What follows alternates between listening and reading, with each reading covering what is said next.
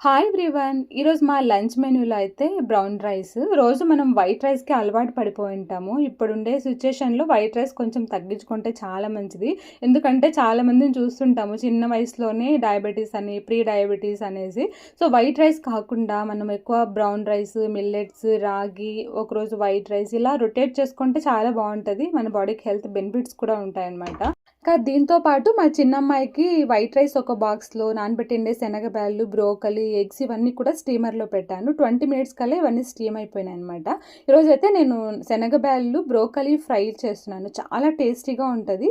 First అయితే పాన్‌లోకి ఒక 1 table spoon coconut oil, ఆవాలు, జీలకర్ర, ఆనియన్, పచ్చిమిరపకాయలు, ఇంకా కరివేపాకు వేసేసి ఫ్రై చేసుకోవాలి ఆనియన్స్. తర్వాత కొంచెం సాల్టు, పసుపు, మనం స్టీమ్ చేసుకునే బ్రోకలి, శనగ బ్యాళ్ళు వేసేసుకొని ఫైనల్‌గా పచ్చి కొబ్బరి తురుము కొంచెం వేసేసుకుంటే బ్రోకలీతో చాలా టేస్టీగా ఉంటది. ఎప్పుడు మనం సాలడ్‌కే యూజ్ చేస్తాం బ్రోకలి.